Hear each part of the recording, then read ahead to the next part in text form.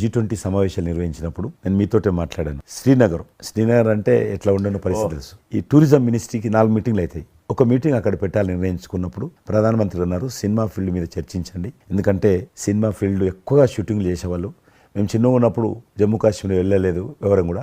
కానీ దేశంలో ఉన్నటువంటి కోట్లాది మంది కాశ్మీర్ అందాలను చూశారు సినిమాల కారణంగా. ఎవరు పోలేదు అక్కడికి, కానీ చూశారు. కాబట్టి ఆ సినిమా ఫీల్డ్కి సంబంధించినటువంటి సెషన్ పెట్టాలి మీరని చెప్పి ప్రధానమంత్రి గారు చెప్పి ఆయన ఆదేశించిన తర్వాత ఈ సినిమా ఫీల్డ్కి సంబంధించి అన్ని దేశాలకు సంబంధించినటువంటి ప్రముఖులందరినీ కూడా ఆహ్వానించాం. అప్పుడు మేము మీటింగ్ పెట్టాలంటే పాకిస్తాన్ అన్ని దేశాలకు లెటర్స్ రాసి, చైనా లెటర్స్ రాసింది, టెర్రరిస్ట్ ఆర్గనైజేషన్స్ అన్ని కూడా హెచ్చరించాయి. జమ్మూ కాశ్మీర్కి వస్తే, Kashmir is a disputed place అది, కాబట్టి ఎవరు రావద్దు, వస్తే మాత్రము ఏమైనా అవుతే మాకు సంబంధం లేదని పాకిస్తాన్ కూడా అందరూ హెచ్చరించి. బట్ ప్రైమ్ మినిస్టర్ చెప్పాడు, ఎట్టి పరిస్థితుల్లో మీటింగ్ పెట్టి తీరాలి, నువ్వు నాకు అనవసరం, నీకేం కావాలో నేను అన్ని ఏర్పాటు చేస్తాను. ఆ తర్వాత నేను మీతో మాట్లాడి ఆ రోజు అప్పుడే కాశ్మీర్ అనే అనగానే మీరు కాశ్మీరు లోయల్లో కన్యాకుమారి ఇలాంటి సాంగ్స్ ఎన్నో మాకు గుర్తుకొచ్చినాయి. అలాంటిది మళ్ళీ మీరు మీ పార్టిసిపేషన్ ఉంటే బాగుంటుంది అనుకున్నప్పుడు ఆ టైంలో నేను రాలేని పరిస్థితిలో రామ్ చరణ్ వస్తే బాగుంటుంది, అతను RRR సినిమా ఆస్కార్ అవార్డు తోటి తను మంచి ఆస్కార్ అవార్డు వచ్చింది, బాగుంటుంది, ప్రధానమంత్రి గారు చెప్పాను.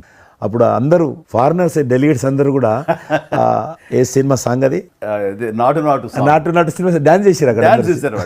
ఎవరు మన కొరియన్ మినిస్టర్.